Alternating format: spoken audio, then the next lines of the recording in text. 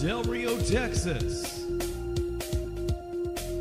home of Lake Amistad. Your host, Rob Wade. This guy who dives.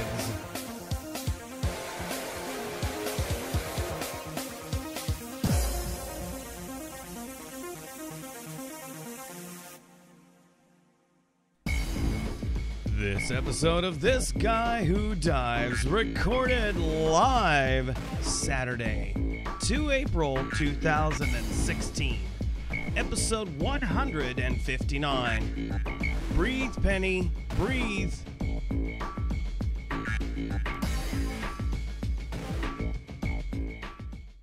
Well, howdy everybody. Welcome to another episode of This Guy Who Dives, and I am, of course, your host, Rob Wade.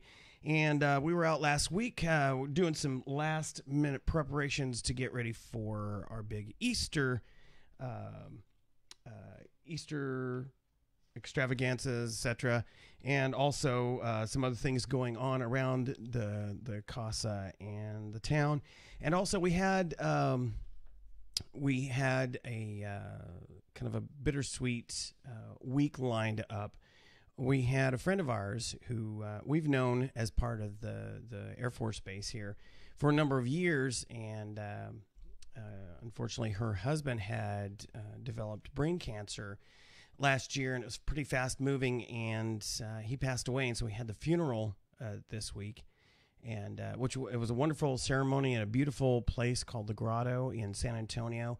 Beautiful area. It was a great ceremony, very tough for me, because our friend asked me to sing a couple of songs for the ceremony, one of which is Ave Maria, which is one of their favorite songs.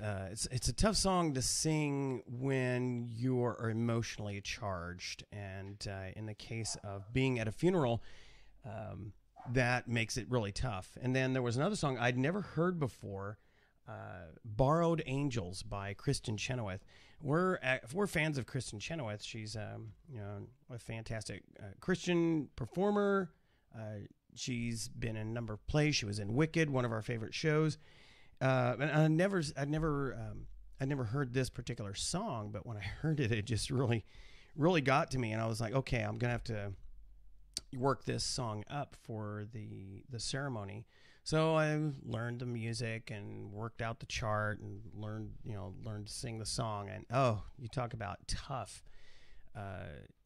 Anytime you're doing a song for a funeral or sometimes for weddings, it can be pretty emotional and tough to do. But I made it through by the grace of God, and honored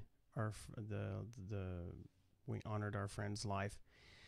But then also we were in San Antonio for a medical appointment. Those are never fun, especially when they tell you, oh, guess what? We're going to have to do surgery. Oh, bummer.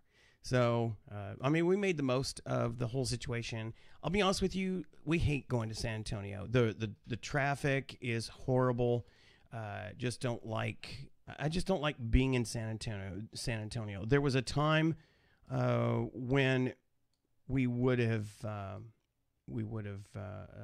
probably enjoyed being in San Antonio, but no longer. It used to have, back in the day, it was a big town with a small town feel. Now it's just a congested, nasty big town. There is no amount of shopping I can do to make it worth living in San Antonio, and it's tough enough as it is to just go visit there. It's a 2.5 hour, 3 hour drive from Del Rio, heading straight west on Highway 90, and there's still a lot of construction going on, and it's painful to go to San Antonio. Most of the things that we want to get, we can get online. But what we did do is take advantage of the fact that we were stuck going there to hit some stores to get hands on some things and maybe pick up a few clothes. The one thing about, here comes Ronan. The one thing about getting clothes on the internet is you have to be really comfortable with your size. Come here. Excuse me a moment while I pick up my dog. This is Ronan. The only boy in the group. You want to say hi to everybody? Just don't bark in the microphone. You can probably hear you're getting tied up in my cord. Ooh, goodness. The traffic there is horrible, and you know when if you're going to go there, you better make it worth your while. So we visited a few places, try on clothes, because it's kind of hard to do that unless you really are solid with your sizes and what the manufacturer is going to do with their clothes, because quite frankly, there's no such thing as one size fits all, and there's also no such thing. What are you doing back there? There's also no such thing as confidence in a particular size. Small to one clothier may be a different thing from another clothier and what small is. And even when they say something is a size, 4 or whatever, for women's clothes, or I don't know, short for guys, I find that there's tremendous variation. So there is no real standard that you can trust companies with. So you're taking your chances when you buy something on the interwebs, as far as clothing. So, we took advantage of the opportunity that we had to be there and try things on. So I picked up a few things. I'm very particular about my clothing. I'll dress down, t-shirts, so of course, you notice on the show, I consistently wear something that's dive related, as far as the show. And I tend to, in my leisure time, wear that as well, because I like to, without saying anything, help promote diving in the area. But when it comes to, more stylish clothes, going out clothes, or even work clothes, I am pretty particular in my clothing choices. Unfortunately, we don't have a large variety here in Del Rio. This is a border town, so what you have is your Walmart and your Pennies and your Marshalls. And first of all, I'm 5'7". I'm a pretty skinny build, not rail thin. I'm not like the super thin that you see on there, but I'm not an obese guy. And unfortunately, what you see a lot of the clothing for guys catering to here are the bigger guys, people who are taller, people who have, skis for feet. I wear a 6.5 or 7. And depending on the maker, I might go even up to a 7.5 in the shoe. So it's very tough. I find that most places don't even sell anything lower than an 8 or a 9. So it makes it very difficult to even get shoes. So I pretty much have to go online to get something, unless I happen to by accident run across, oh, wow, just a fluke, we got a 7 here. So very frustrating as a shorter guy. So, and then just the clothing choices, plaids, button shirts, or scraggly shirts. Just, I would prefer to dress more like, I guess, what you would call a metrosexual. I like the more, I like a little bit of the dressier look, but that's still casual, that you would find in more upscale stores. But you just don't find that here, because nobody dresses like that here. But I would prefer to dress like that. So I try to find my compromises where I can. But fortunately for this trip, I was able to pick up about 3 or 4 shirts that more closely conform to the styles that I like. I don't like baggy clothes. I think those look unattractive on just about everybody. I don't like them super tight, but I like them fairly form-fitting. I'm used to wearing wetsuits, so, I like wetsuits. So anyway, did find something. Tara, my wife and producer of the show, did find something as well. So it wasn't we did get something out of it. But generally speaking, I've found that I need to shop online pretty much for everything if I want to make the most out of it.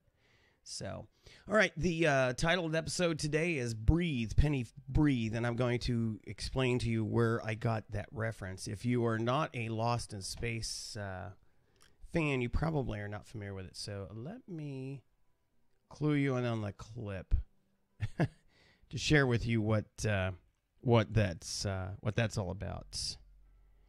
And where are you? There we go. So pay close attention. Computer.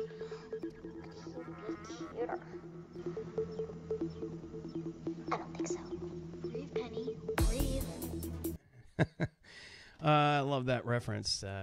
Good old Will Robinson ragging on his sister because she had the hots for Major West. But I got my audio up a little loud, it sounds like. I'm still getting used to having a big screen TV connected to our server here. It's convenient for more easily watching what's going on. When I'm doing the netcast here, I have the show up so I can, it's delayed, of course. There's a delay in the way Ustream works, but I can see what you guys are seeing, basically. So I get an idea if something goofy is happening to the show from your perspective, then I can try to correct it. Usually that's going to involve something like killing the broadcast and restarting it. We haven't had an update in a little bit, in a couple of weeks for the XSplit software, so I'm hoping that means that it's more stable, but I still every once in a while run into some weird glitches. There's some issues with this version that I have, and I've shared that with them, and hopefully down the road they'll fix it, but fix it and not break something else. It seems to be that's the way of of OEMs. Running into that with Microsoft, which be talking about that in a second as in our tech news. But first, let's go ahead and hit our movie reviews. We're not going to go see Batman versus Superman, and it sounds like it was a good call because all the reviews are it's meh. That basically a 10-minute fight that you wait 2.5 hours worth of movie for. So, and a lot of people are saying, as I expected, Ben Affleck was mediocre at best as Batman, and it's just poor writing for the movie. The guy playing Superman was apparently consistent with his performance in the Man of Steel movie, and the standout was Gal Gadot for Wonder Woman, although where you see of her when she's actually Wonder Woman is fantastic. However, what they also said was that she just popped up at different points during the movie, and you're like, well, why is she there? It's almost like they had to intentionally give her some screen time so you knew that she was in town and realized, oh, that's Wonder Woman. Again, poor writing. I don't know. DC franchise is just garbage. They have some shining stars for the most part that are all on CW and CBS at this point. We saw the first crossover episode from the Flash onto Supergirl. It was well done. I enjoyed it, but I had a problem with the fact that they're playing this is a different universe. He basically, for those who've been watching the Flash, he's been moving back and forth between Earth 1 and 2, but then he's trying to increase his speed to capture and destroy Zoom, who is his arch nemesis in the last couple seasons. And so he's been, in trying to increase his speed, he's jumping to other Earths. And supposedly in that quest, he's jumped to this Earth. I would much rather, I don't see any reason, since CBS owns CW, I don't see any reason why they can't go ahead and simply have the Flash be and the Arrow and everybody else be in that universe. I don't understand what's the point there. It's my understanding from some weird interviews that what DC is doing with the movies is they're treating that as a completely different universe to what's on TV. And what that means is they're too lazy and too cheap to crack the whip and say, okay, here's going to be the continuity of all of our movie, TV, cartoon franchises. Marvel has nailed this. DC sucks at it. It's that simple. They're ruining the franchise as far as I'm concerned. So I have no desire to see any more of the Batman anything to do with Batman. I'm not as long as Ben Affleck is in it. I'm not gonna go. They're not getting my money. I'm not spending any money on it. So that means no Justice League of America for me. None of that. So DC, you can just bite me. Check the chat room. Don't see any questions in there yet. I am interested to see the Suicide Squad. That should be pretty cool. Except, again, what they've done there is totally different character actors playing the roles that we've already seen of the Suicide Squad in Green Arrow or in the Arrow. We've already seen them there, and none of those characters are there. So, disappointing. So this weekend we did go see God's Not Dead 2. Now, we saw the first one, and I thought it was an excellent movie. I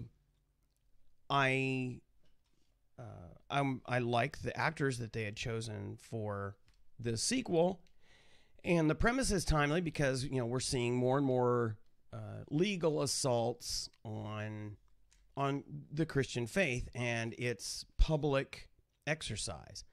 And while the courts have decided a number of times that it is perfectly fine for certain expression of faith in schools, you just have to be careful of it not looking like you're sanctioning it. And this movie sets up an interesting situation based on court cases. But it does exemplify the challenge, and there all the dogs go. It does exemplify the challenge that we have as Christians in this world, trying to stay true to our faith and answer valid questions.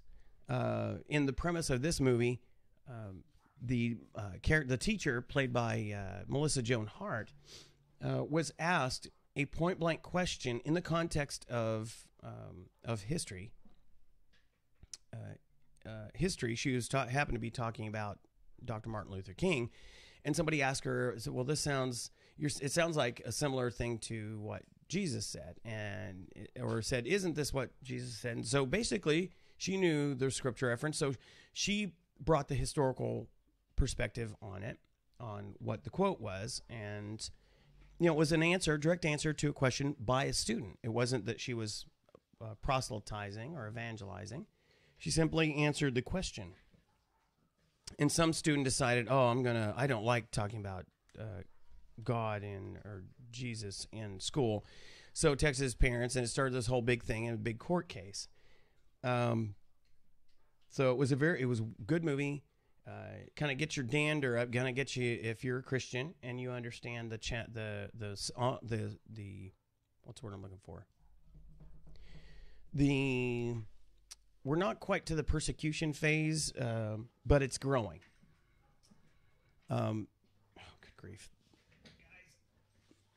Not quite to the persecution level yet, like what Christians are experiencing over in the Middle East right now, but.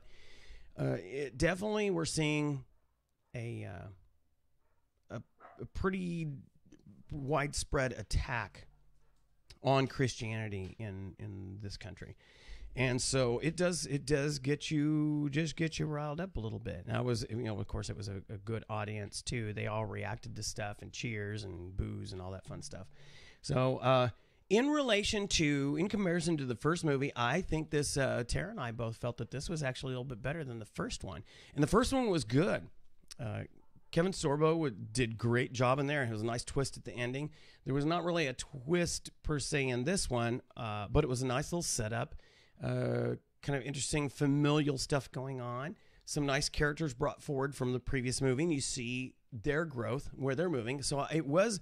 As sequels go, I thought going in that this was going to be a pretty much a separate storyline, but it did continue on a couple of sub-stories that were going on from the first movie, which I really appreciated and gave you some different, not perspectives, but the reality of our search for our understanding, what our faith is based upon, how we engage our faith, the realities of it being challenged by family, being challenged even by circumstances that make us doubt, especially as a new Christian. All those elements were there, and I thought they were treated very well. So I would definitely give this movie about a 9.5. Couple of little minor things here and there, but generally speaking, I thought, well, this is a fantastic movie. Kind of gonna get you excited coming out the door, kind of get you fired up. So well done. All right, tech news. Microsoft just completed their 2016 Build conference, it's a big geeky conference for developers, and a number of things were shown. Most of it was all for developers on the Windows platform, which is now more unified and becoming more so. They announced this big, what they call anniversary update that's going to come out, I think, in August. That's going to be not cross-platform. It's going to be intra-platform. So in other words, it's going to be for the PCs, the desktop, for phones, and for the Xbox. So they're bringing more things together. Cortana is going to be on Xbox, although I think that's not going to be the way people are thinking. It's going to be the search capabilities, but not necessarily the voice capabilities. I could be wrong, but that's not what they demoed. The big for those of us who are more interested from the user standpoint, some may be excited to know that they're going to have more interactive live tiles and the Action Center. Now, I don't use the Notification Center, and so you'll know what I'm talking about. And it's pretty much the same on the phone as it is on the PC. Let me see here. What are you doing back here? Dog's trying to turn around. Well, there's no space to turn around back there. It's a tight fit. It's like a toiger. Let me see. Switch cameras here so you can see what I'm talking about. All right. So I got my my crappy Lumia 950 here because it's got Windows 10 on it. I've got Windows Phone 8.1 on my Lumia 1020, which is better. Let me see. All right. So what they've got is this notification center. If you swipe down from the top, you see this, and then you can expand it to actually show more things. I don't use this. I have no use for this. It's got just quick access to things like battery saver, flashlight, notes, turning on and off, Wi-Fi and stuff like that. And then you also have access to past notifications. For me, I find no value in that. I gotta swipe it back up. I like the live tiles. The live tiles, as you can probably see, have little numbers by them, although they're much less readable on Windows 10 mobile than they are on Windows Phone 8. The numbers on Windows Phone 8 are bigger, bolder, easier to read. You know, as I get older and I have to wear my glasses, you know, I've got my little reading glasses here. It makes that very, very difficult to read. And you can't, even though you can change the scaling on it, it doesn't increase the scaling there. It doesn't fix that. So anyway, I use the live tiles. You get the little toasts that pop up, and if a toast pops up and you want to address it, you can tap on it and you can go to the app and see what the deal was. Or I use the live tiles. The live tiles tell me, oh, guess what? I've got an outstanding mail for this app, for this mail program. For this email account, I've got an outstanding. For my Twitter account, I've got 3 mentions waiting for me. The commercial. For Swarm, which is basically checking in to places, the 4... what is the app? Anyway, for checking into places. Swarms tell me I have a notification. Although I think it's broken because I've gone into the app and I don't see anything.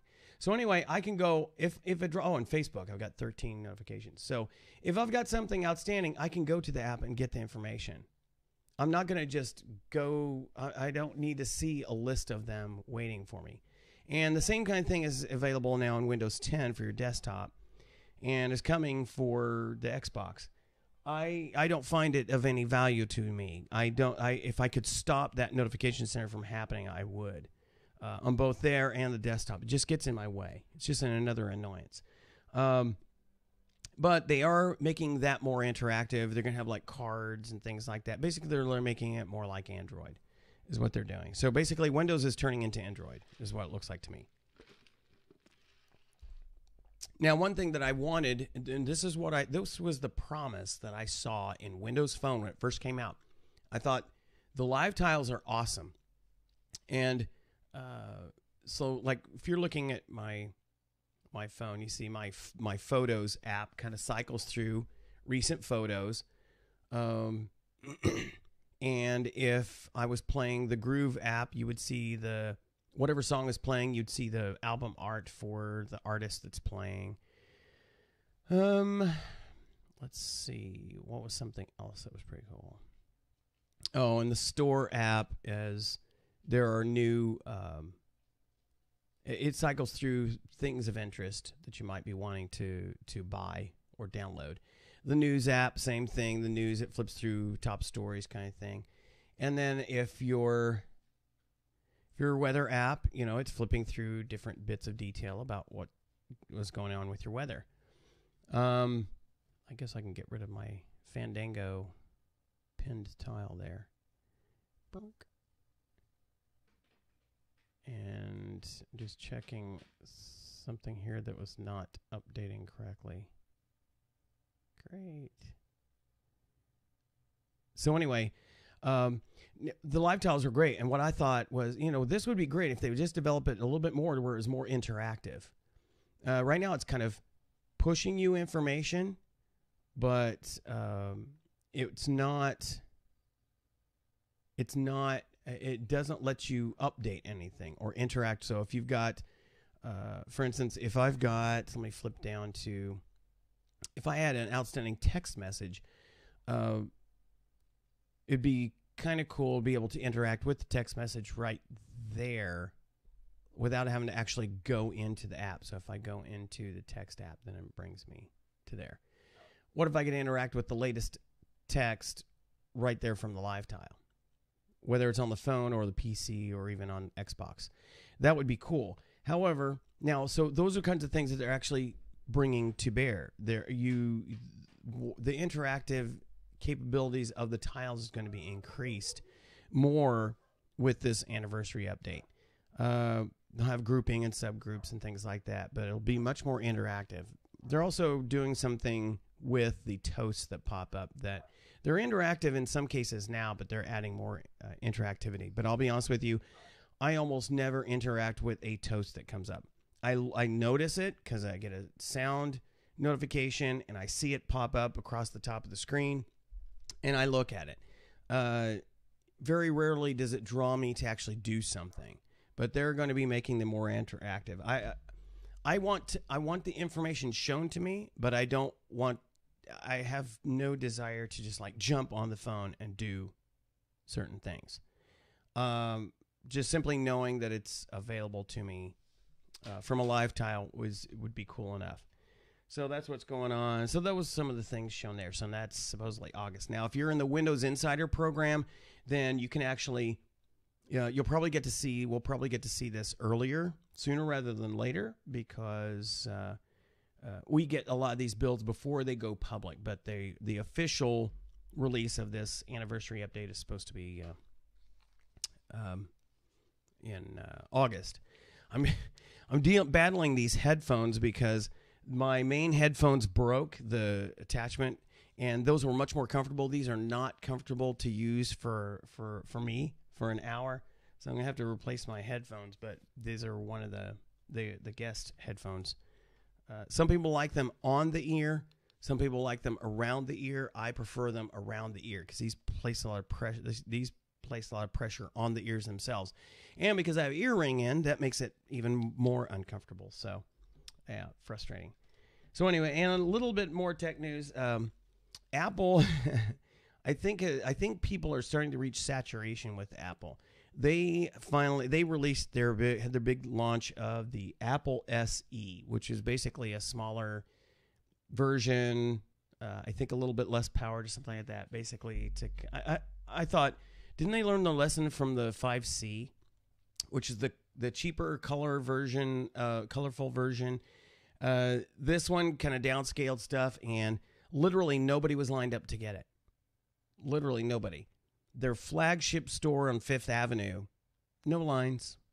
So I think we're finally seeing Apple saturation for their stuff. They're struggling to come up with something really new and innovative, and so I think people are finding you're pretty much not doing anything special that we want to pay our tithe to you, as I think Paul Thurrott called it. I think that was an applicable description.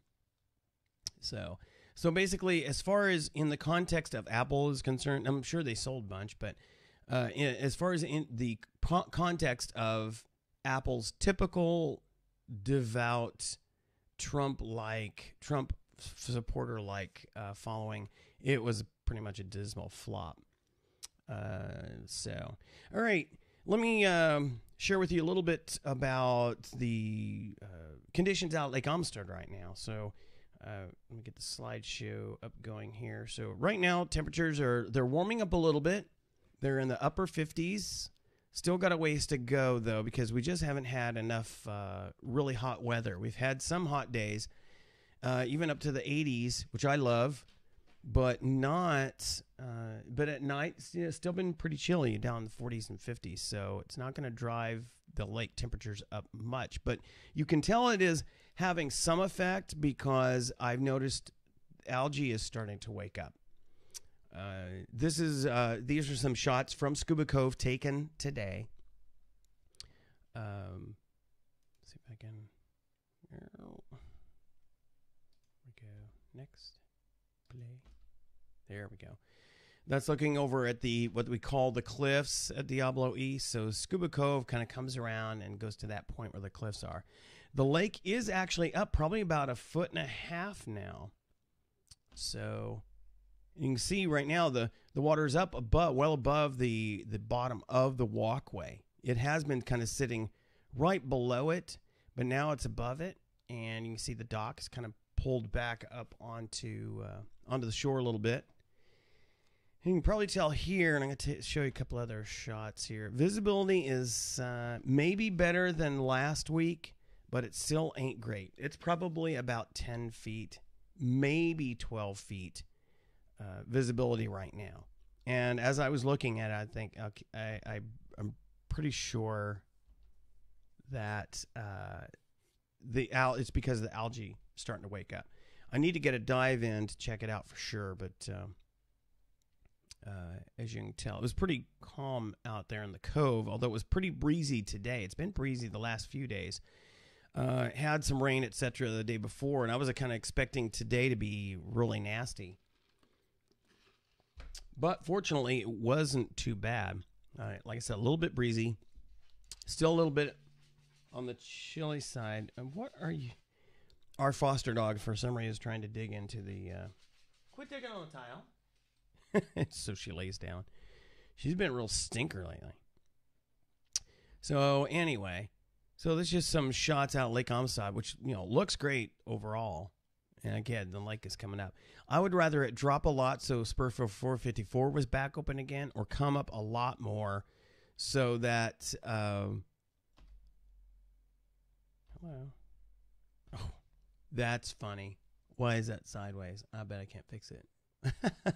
That's not how the image actually is, but for some reason it's showing up a sideways in this. I wonder if I can rotate it. Probably not.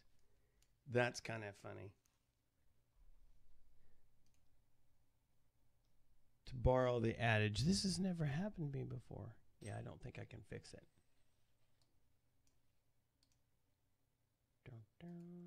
Nope, it won't let me do anything with it.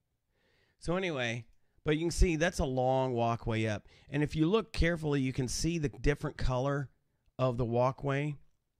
Where the newer walkway starts, that's actually where the water line normally is.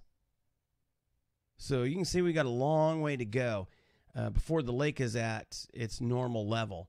And this makes for a heck of a long walk when you're carrying scuba gear, let me tell you. Especially at the end of the last day where I'm having to lug all the scuba tanks back up. The class is done.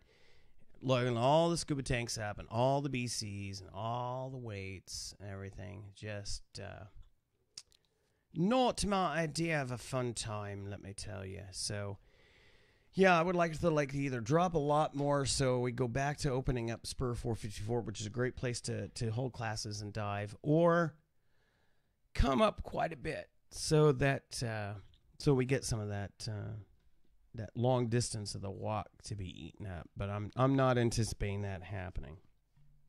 So, all right. So, in keeping with the title of the episode, I want to talk a little bit about breath control.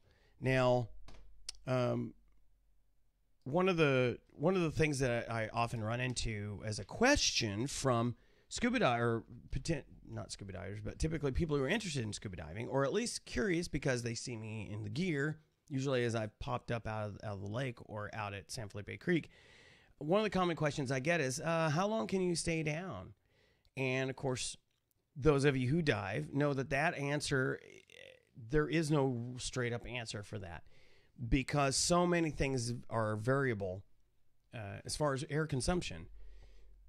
The deeper you go, the more air you're going to go through because air is compressed while the tank is compressed to its amount, 3,000 psi, and it's a fixed container. Your lungs are not. And so because it is not a fixed container, the deeper you go, that air is compressed. So in order for you to fill up your lungs, you have to breathe more compressed air to expand them out. So the deeper you go, the more air you're going to use up in your tank. The more you exert yourself, the more air you're going to go through.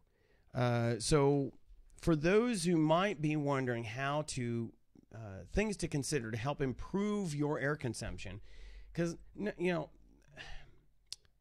the truth is, even though this is not a competitive thing, sometimes people treat it like it is, and you'll often hear people talk about, hey, I can stay down longer because I don't go through my air so much. You know what? Here's the thing: women have typically smaller lungs, and so they will typically do, all other things considered, women will typically do better on their air than men will, all other things being equal. People who are overweight are going to do not as well, typically. So there are a number of givens that are going to affect air consumption.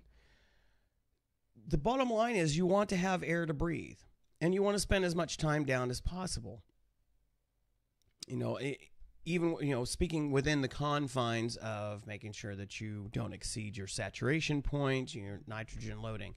But you want to do things that help you maximize your downtime and improve your air usage. So just wanted to share, first of all, breathe normally. Breathe normally and deeply.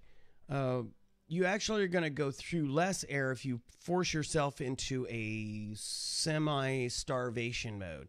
If you try to shorten your breaths, what you end up doing is actually starting to incrementally starve your body from oxygen, and then you find you're going to actually breathe faster. You're going to be driven to breathe faster, potentially moving into hyperventilation because you're intentionally thinking you're improving your air consumption. So just breathe naturally, breathe deeply. Don't over breathe, but just breathe naturally, and breathe slowly. Don't breathe quickly. Just relax. It's supposed to be a recreational sport, a recreational hobby. So relax into it. The less you exert yourself, the more efficient your body's going to be on air consumption. So similarly to breathing slowly and deeply, naturally, what you want to do is make sure that you're swimming slowly. It's not a race. Now, I say this with the caveat that you're going to have some situations where you're maybe diving against a current or diving upstream kind of situation. Now, obviously, you're going to exert yourself a lot if you're swimming against a current, which is why when you're doing drift diving or current diving, you want to start your dive. If you have to swim upstream, you swim against it first, and then you can relax coming back. But ideally, you want to go on drift dives where basically they just drop you in and they're following you above as you go through the dive. That's what it's like if you go to Cozumel, or if you're diving anywhere up along the eastern seaboard. If you're diving in Boca Raton, for instance, that current is moving up north because it's coming up off the Caribbean and the mid-Atlantic, and from the equator, and it's pushing up, which is why hurricanes move up along the eastern seaboard up to the New England area. So that current is pulling things up that way. So that's all drift diving along there. You just want to drop in and just follow it along, just relaxing, enjoying your dive. You also want to maintain good buoyancy control. Now, there's some things that you can help yourself with too, even there. As you dive, as you spend more time diving, which is why I tell students dive as frequently as you can, because you've got some new skills that you are trying to get a handle on. While you may have mastered the various skills, you're not going to be a perfectionist. You're not going to be super skilled at it. To know that you know how to do something doesn't mean that you've got it nailed down for yourself in the optimal way that it works for you. Buoyancy control is one of those. Once you understand how buoyancy control works, then you start down the pathway of really developing that innate sense of equilibrium for you and keeping yourself in the right place in the water column. You don't want to be spending a lot of time seesawing. I have gotten to the point, and I actually got this way pretty early on, where I spend very little time putting air in my BC. Okay? So, and here's the thing. When you put air in your BC, guess where it's not going? It's not being breathed. So you're not breathing that air. So if you put in your BC, you're not breathing that air. So that's air not available for you to breathe. And the more time you're spending putting air in your BC and letting air out of your BC, putting air in your BC and letting air out of your BC, the more time you're spending doing that, you're using a lot of your air just to maintain neutral buoyancy. So what you want to do is really, really hone your peak buoyancy control. And there actually is a specialty for that Patty has in their diving courses. But what you want to get to a point was where just by your natural breath control, you're staying static in the water column. And I've gotten to the point where I can very easily, just by my moving from my normal breathing pattern to either emphasizing the exhale or emphasizing the inhale, I can move myself very comfortably over changes in the bottom terrain. So if you're cruising along, let me see, go from this side. No, I can go from this side. So if you're cruising along and I say, oh, I've got to come up over here, instead of trying to swim above it, which typically is going to create more exertion on your part, I can simply, because I've got a sense for the delay between when I breathe in and the time that my buoyancy changes. Because here's the thing. When you breathe in, you are displacing more water, but without extra weight.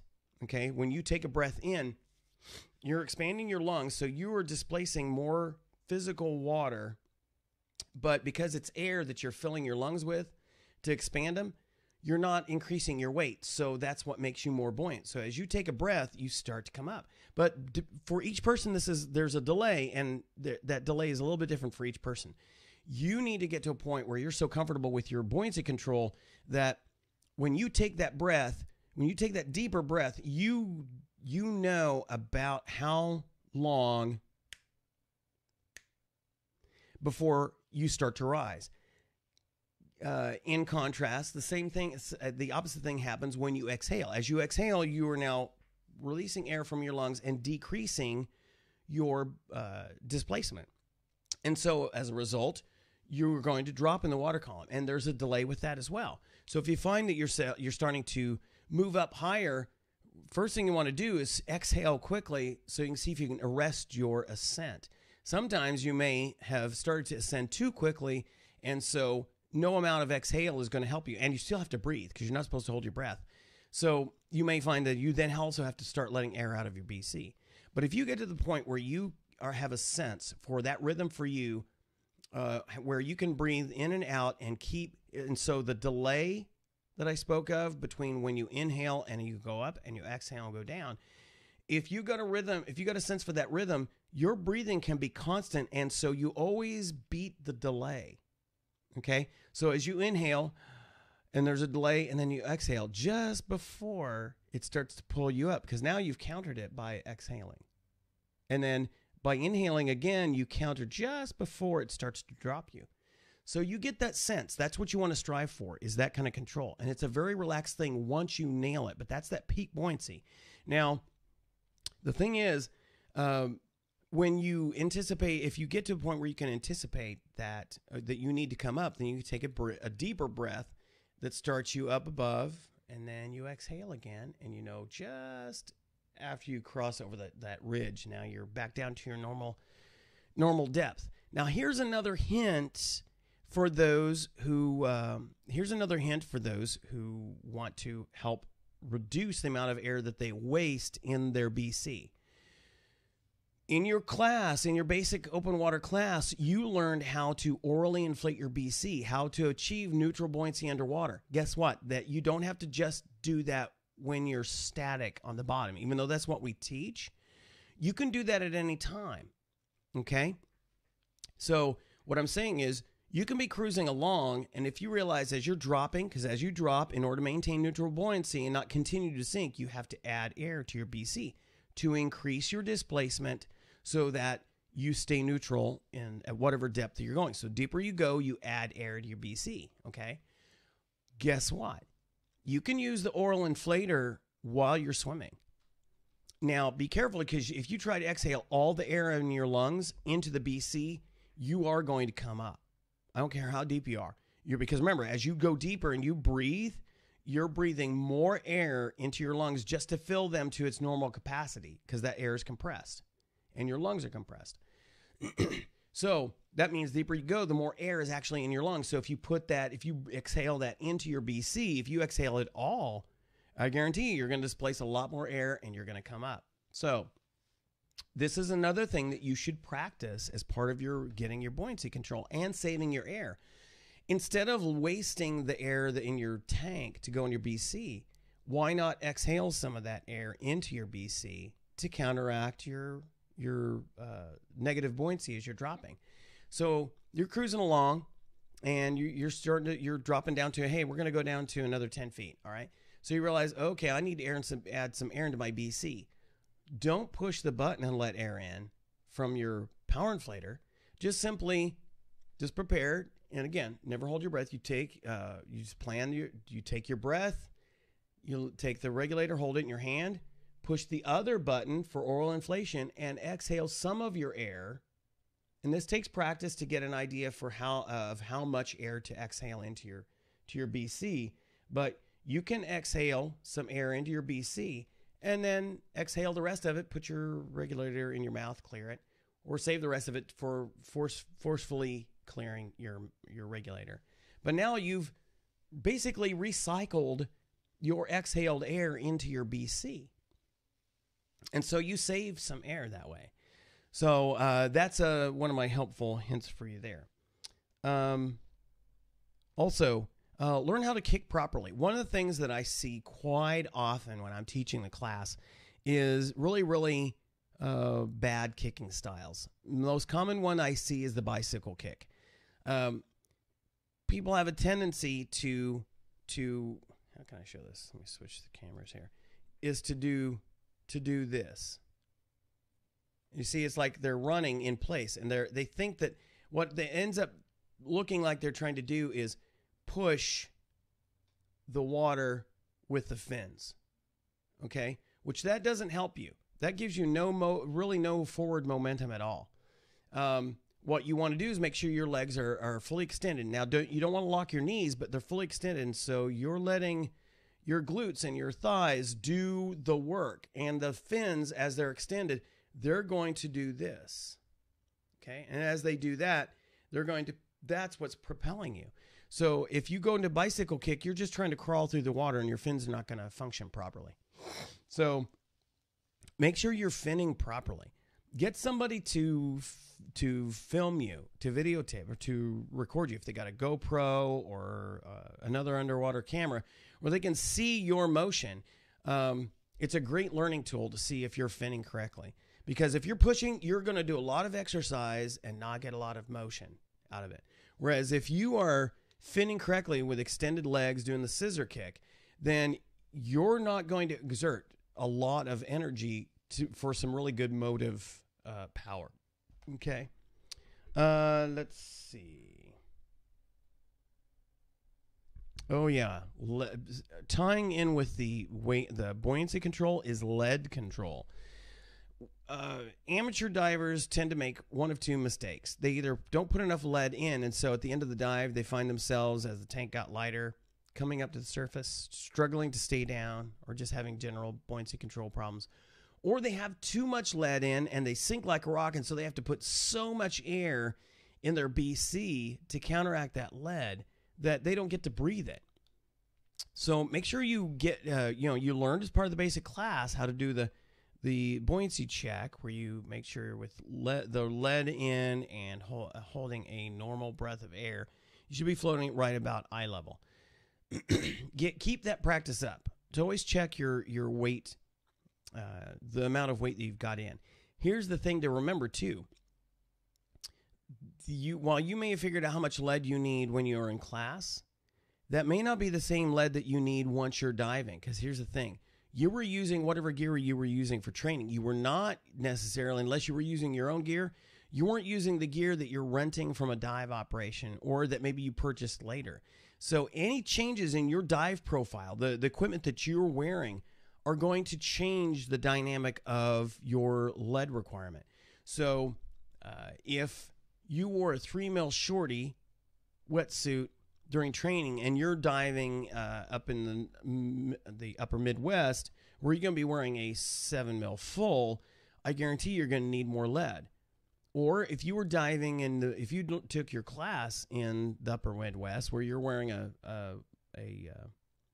dry suit or 7mm full, and then you take a trip to Belize, I guarantee you're not going to be wearing that. You may not even be wearing a wetsuit at all. And so you're going to need to make sure that you drop some lead. So always be in tune to your lead requirements and make sure you get the right amount. Make sure you get the right amount that you need for the configuration that you're wearing.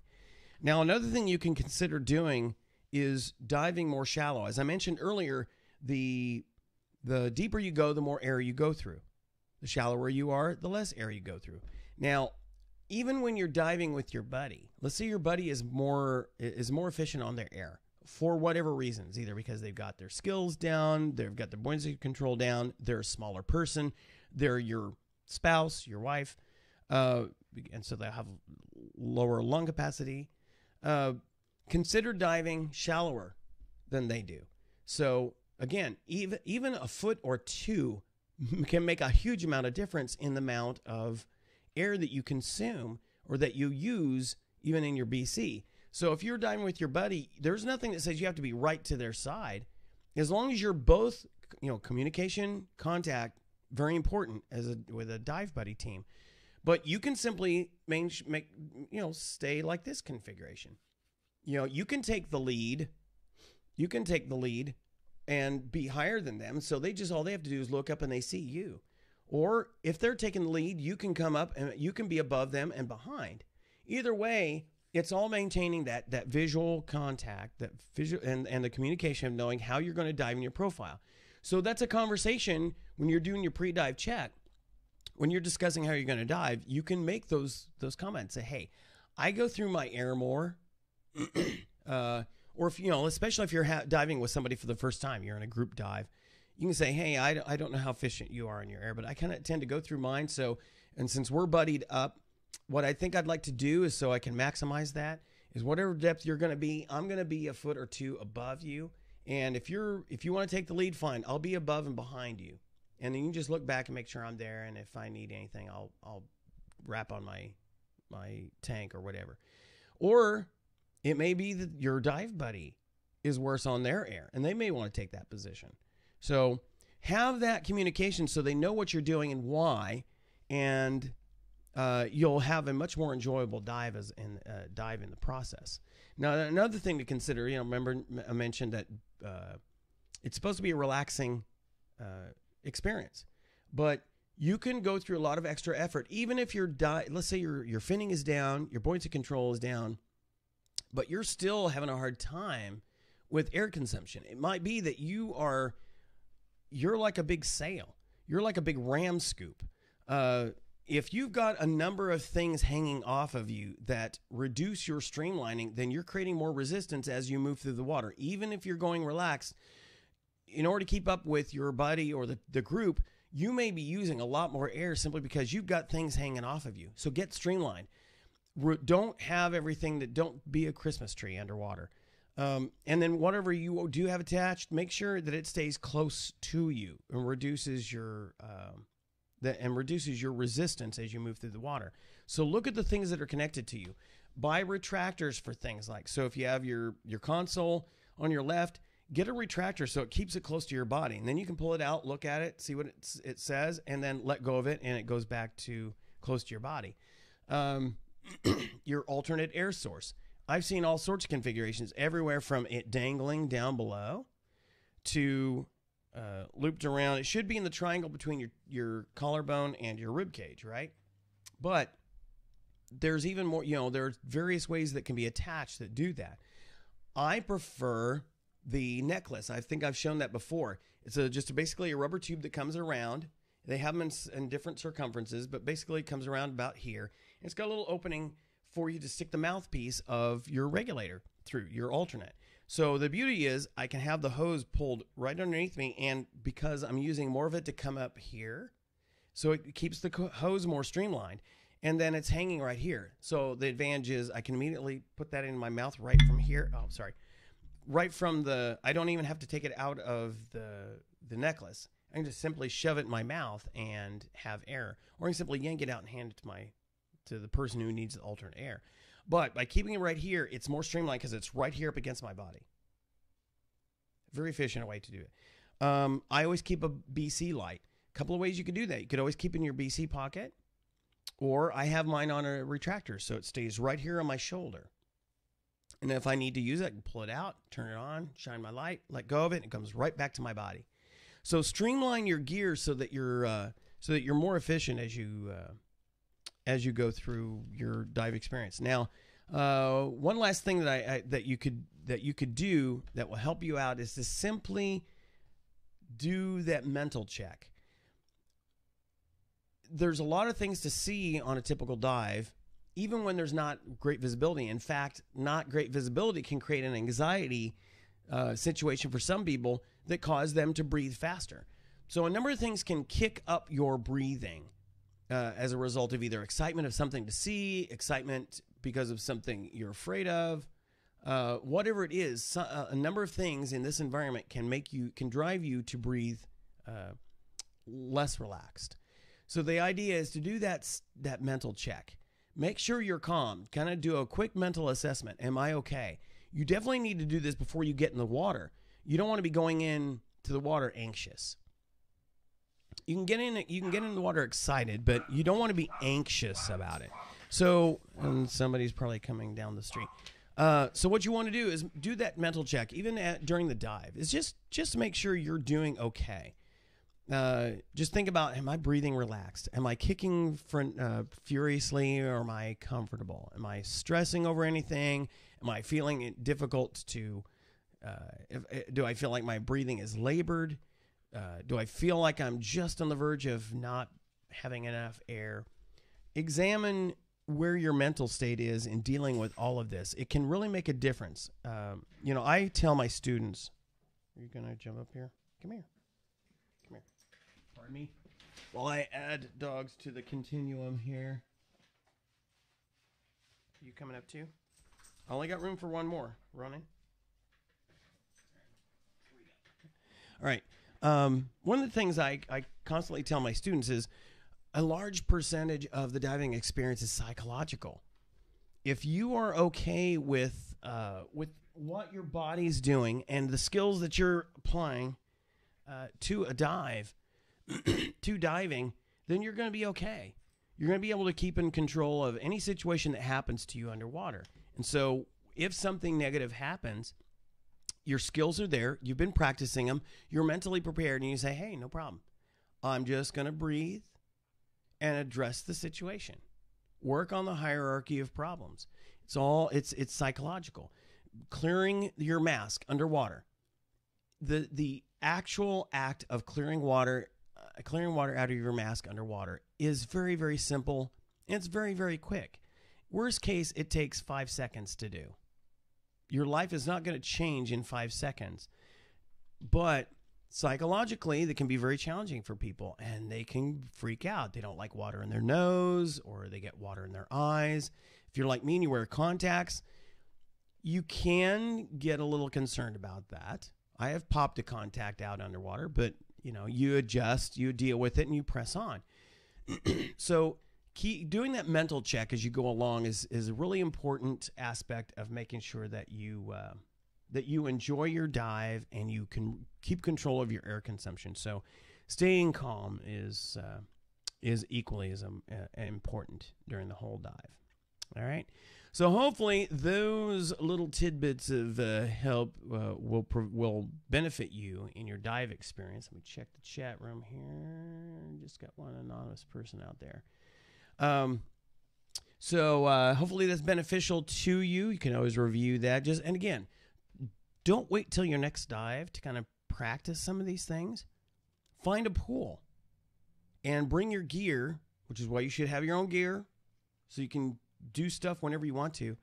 Find a pool or someplace that you can just break out your gear and kind of go through these things. Practice these things. Practice your buoyancy control. Practice your streamlining. Practice your kicking.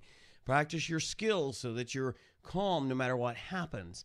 All of these things can help you be more efficient on your air. And then the last suggestion I have is dive frequently. Dive as often as you possibly can. The more you do it, the easier it becomes, the easier the skills are, the easier the quicker you're going to get a hold of that rhythm for you so that you can maintain good buoyancy control. So, all right, as we're wrapping up here, again, running a little bit late, but then we got a little bit of a late start. Let's see. Let's do some, real quick. Just another reminder again, July 16th, before you know it, we're going to be there. July 16th is Women's Dive Day. So be on the lookout. Go to patty.com. Be a number of various events and events all over the world. And so you may want to try and find some event for you that's near you. So this is, I think, the second annual one. And again, they're trying to encourage and celebrate the fact that so many women are into scuba diving. It's the fastest growing demographic for diving. So, and I've seen that pretty much in my classes. I've seen a higher percentage of women in my classes than men. I don't know if that's because coming into this area, more men have already been divers, and so it's usually their girlfriends or wives that are getting into diving, or it's just they're becoming more adventurous than the men are. I don't know, but I've had, even so far this year, more calls and emails from women asking about it. So Women's Dive Day, 16 July 2016. Let's hit a little bit of administrivia here. All right. Next dive club meeting is scheduled for 21 April at 7 p.m. at Rudy's Restaurant. Now, I say that now with the following potential caveat. I'm scheduled to be on a TDY to another Air Force base the week of the 18th. So it's possible, and I haven't got that firmed yet. I mean, they say I'm going, but until I have orders in my hand that's going to cover me being up there, I'm not counting it as absolute. So if that's the case, I'll be posting that on the Dive Club webpage and on the Facebook page that will be postponing that that dive club meeting. But right now that date's there, and we'll see what happens with this TDY. So if I go TDY, we won't be able to have that meeting because I won't be here. Dive classes we do have scheduled for this year, May 26th through the 29th, June 23rd through the 26th, although that's probably going to change because now we have figured out we're going to be doing for our dive trip this year. So that would put us fairly close to when our dive trip is. I may, like I said, I'm not firm that it's going to change, but it might change. So just pay close attention to this show, to the Dive Club webpage and the Facebook page for that date because it may end up conflicting with our trip. Anyway, July 20th through the 31st, August 25th through the 28th, and September 22nd through the 25th. Now, if you want to sign up for those classes, make sure you sign up no later than the first week of the month of the class. That way it gives me enough time to order your class materials, get them to you so you can do the self-study and complete the questions, the sections in each of the chapters of the book, of the workbook, student workbook. And so what that means is using May as an example. So if you wanted to go to the May class, you need to sign up no later than the first week of May so I can get the materials to you. That's why I plan for those to be at the end of each month for specifically that reason. So you can sign up sooner. If you want to go to the August class but order your sign up for it now, you can certainly do that. And that way you have a lot of time to go through the materials and complete what you need to complete in the workbook. But no later than the first week of the month. Now, these are all basic classes. If I have sufficient interest in an advanced course, for example, and by sufficient interest, I count that as 2 people. No, you can't go back there. As at least 2 people, because they need to work together. Then I'll do an advanced class, and so forth, and I can do rescue diver classes as well as dive master. So now we've got our first show of the season for the Upstagers. It's a comedy called Vanya and Sonia and Masha and Spike. It's supposed to be a hilarious show. I've not read it. I actually was going to audition, but because there was a good chance I might be on this TDY, you can see the dates, April 15th, 16th, 22nd, and 23rd. I was going to be potentially gone for a week in between the shows. And so I wouldn't be back in time for that 22nd if I'm going to be gone that week. So unfortunately, I could not audition for the show, which is sad because I know the actors who were cast in this show, and it would have been a blast to be in this show with them. But so we'll at least get to go see it. Just we won't be able to be in it. So that is at the Paul Pogue Theater right here in little old Del Rio, Texas. So if you'd like to check out live theater, quality live theater in Del Rio, check that out on April 15th, 16th, 22nd, and 23rd. That's Vanya and Sonia and Masha and Spike. Great show. Pet Swish has moved to their new location. Still haven't been told where that is yet, but they still, they're trying to take care of these animals, so they could really use your help and your donations. So contact them, look them up on Facebook. Just look for A Pet's Wish, and you'll find them. And if you'd like to keep in touch with what's going on in the dive community and stuff like that in Del Rio, you can check us out on our webpage. Just go to delriodiveclub.com or our Facebook page. Just look for Del Rio Dive Club. Or you can send us a message here for the show. Just look in Skype for TGWD.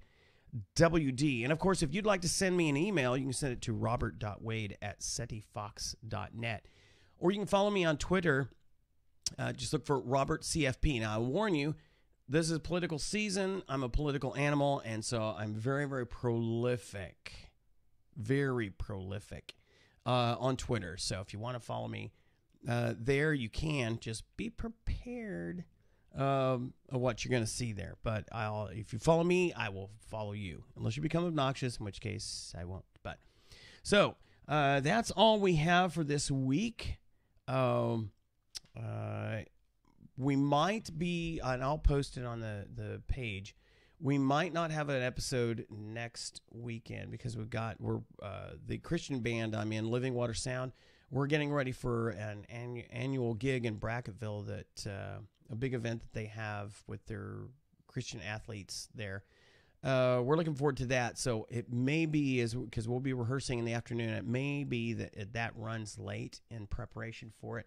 So, but I'll let you all know if it ends up being delayed. But if it's not, we hope to see you next week on another exciting episode of This Guy Who Dives. See ya!